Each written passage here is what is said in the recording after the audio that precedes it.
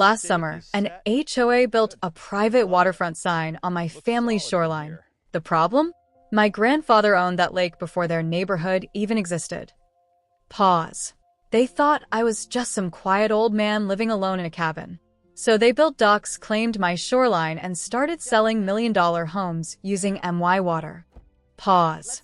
But what they didn't know was that my grandfather left behind one document powerful enough to strip every single homeowner of their lake access. Pause. And the day I pulled it out in court, the entire HOA went silent. The exact stretch of land my grandfather used to fish from before sunrise every summer morning for nearly 40 years. I spoke carefully. You sure about that? The older worker pointed toward the southern hills, where the Silver Pines development sat beyond the trees. We're working for the HOA. As soon as he said it, something cold settled in my chest. Not anger, not yet, just realization. Because suddenly, dozens of small moments from the past 6 months started connecting together in my head. The new golf carts driving farther north than they should have. The residents setting chairs near private docks. The unfamiliar boats drifting into restricted coves. The security guards asking local fishermen unnecessary questions. At the time, I figured it was carelessness. Now I understood. These people genuinely believed the lake belonged to them. The younger worker began digging the first hole. I walked closer. Who approved this? He shrugged. HOA board. That's not what I asked. The older man finally paused long enough to actually look at me. For a moment, I could see uncertainty cross his face. Maybe it was the tone in my voice. Maybe it was the fact I wasn't yelling. People expect shouting when there's conflict. Calmness unsettles them more. You'll have to call the association office, sir, he said carefully. Then he added the sentence that changed everything. This whole shoreline is listed under Silver Pines waterfront access now. I looked at him, then at the half-installed sign. Then at the water behind them. The lake stretched across the morning light like polished glass, quiet and enormous beneath the drifting fog. 3,100 acres of water, timber, coves, and shoreline. My grandfather used to say the lake breathed differently at sunrise. Standing there that morning, I swear it felt like he was right. The first sign went up on a Thursday morning. I remember because Thursdays were usually quiet around the north shoreline. The fishing boats from town rarely came that far up the water during the week, and the wind always moved slower through the pine trees before noon. It was the kind of silence my grandfather used to call honest silence. The kind you could sit inside for hours without feeling lonely. That morning, I was repairing one of the old cedar posts near Dock 7 when I heard engines rolling down the gravel path. Not one truck. 3. I looked up slowly. White utility trucks. Clean enough to belong to contractors who charged too much. 2 men in reflective vests stepped out carrying metal poles while another unloaded a large wrap sign from the back. At first, I honestly thought they were lost. People got turned around near the north shoreline all the time, especially the newer residents from Silver Pines. Their neighborhood sat on the southern edge of the lake where the developers had built rows of enormous lakeview homes with stone entrances and decorative lanterns that looked more suited for a luxury resort than a small county in northern Michigan. Most of those people had only lived near the water for a year or 2. I'd lived there my entire life. My grandfather had lived there before me. And his father had bought the first section of shoreline before paved roads even reached the county. So when I saw those men unloading equipment directly onto my land, I wiped my hands on a rag and walked toward them calmly. "Morning," I said. One of the workers nodded politely, without stopping. "Morning, sir." I looked at the wrap sign. "What's going up there?" The younger worker checked a clipboard.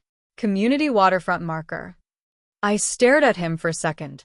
Then I looked beyond them toward the shoreline. Toward my shoreline. I walked past the workers toward the edge of the dock and stared across the water.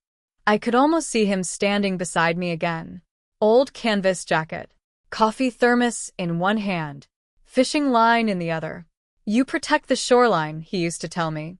"Because once people think they own peace, they'll destroy it trying to control it." Back then, I thought he was just talking about developers.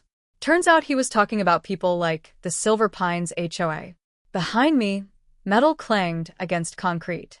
The sign was being installed. I turned around slowly. Take it down. The younger worker froze.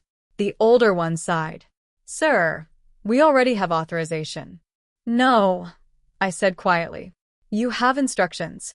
Silence. The wind moved softly through the pines. One of the workers shifted uncomfortably. You the property owner? I looked at the shoreline around us.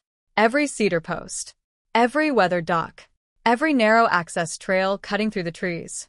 My family's owned this lakefront since before your company existed. That got their attention. The younger worker lowered the drill. But before either of them could answer, another vehicle approached down the gravel road. Black SUV. Polished. Expensive. And somehow already annoying before it even stopped. The driver door opened. A woman stepped out wearing a cream-colored coat despite the warm weather. Perfect posture. Perfect hair. Perfect expression carefully designed to appear friendly without ever becoming warm. Victoria Ale, President of the Silver Pines Waterfront Association. I'd only spoken to her twice before. That was enough. She smiled as she approached. Mr. Carter. I nodded once. Victoria. Her eyes moved briefly toward the workers. Everything all right here? They're putting a sign on my shoreline. She gave a small laugh like I'd misunderstood something simple. Well, technically this area falls under the Community Access District now. Technically, I replied, it doesn't. For the first time, her smile tightened slightly. Behind her calm expression lived the kind of person who believed confidence could replace permission. People like that usually did well in meetings, until they met paperwork older than their ambition. Victoria clasped her hands together. I understand these transitions can feel personal. Transitions. The lake is becoming part of a larger community identity. I almost smiled at that. Community identity. Interesting phrase. Especially when used by someone whose community had existed for 14 months. My grandfather protected this shoreline for 50 years, I said calmly. And my residents, she replied, have invested heavily in the future of this area. There it was. The word. Invested. To Victoria Hale, ownership wasn't history. It wasn't stewardship. It wasn't legacy. It was money. The workers stood awkwardly nearby, pretending not to listen. I stepped closer to the unfinished sign. What exactly does it say? Victoria gestured politely. The younger worker peeled the covering away. Large polished letters reflected the sunlight. Private Silver Pines Waterfront. Resident access only. For a moment, nobody spoke. I stared at the sign, then at Victoria, then back toward the water. And suddenly I understood something important. This wasn't confusion. Confusion would have been residents wandering too far downshore. This was strategy. Someone had printed brochures, filed maps, ordered signs, held meetings, approved installations, all without speaking to the man whose family legally owned most of the shoreline. Which meant one thing. They believed they could pressure me into accepting it later. Victoria studied my face carefully, probably expecting anger, threats, maybe shouting. Instead, I asked a simple question.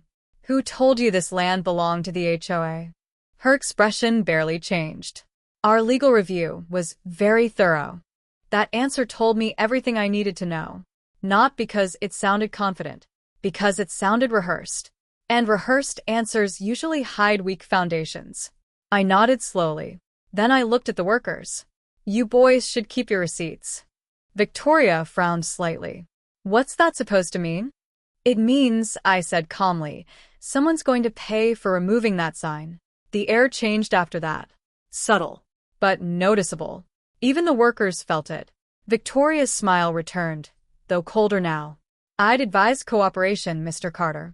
And I'd advise better surveys. For a second, neither of us moved. The lake behind us remained perfectly still.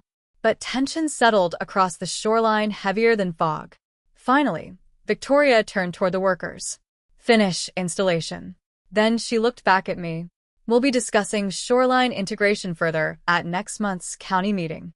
Integration. Another interesting word. People love soft words, when they're trying to take hard things.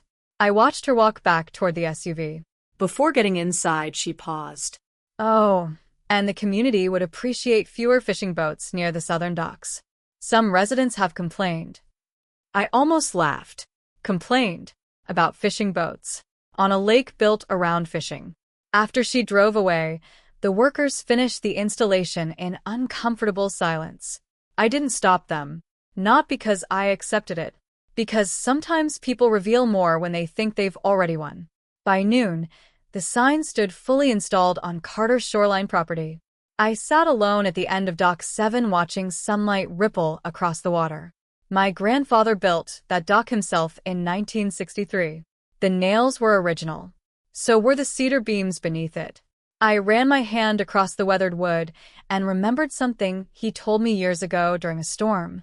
Never fight angry, Elias. I was 16 then. I asked him why. He said, because angry men rush, calm men finish. Out across the lake, I could see the rooftops of silver pines reflecting sunlight like polished coins. Big homes, fancy boats, private wine patios. Perfect landscaping. An entire neighborhood built on the illusion of exclusive lakeside living. And somewhere inside that neighborhood, people were probably reading brochures claiming they had private waterfront rights. Rights that didn't belong to them. I sat there until evening. The water darkened into deep blue beneath the setting sun. Birds drifted low across the shoreline.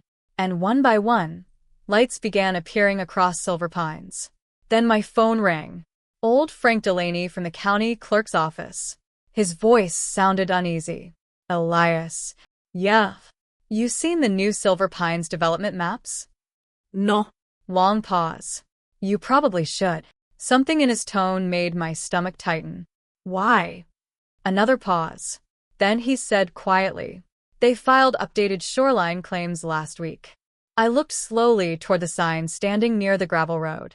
The private waterfront sign glowing beneath sunset light. And that's when I realized something dangerous. They weren't confused anymore. They were preparing something.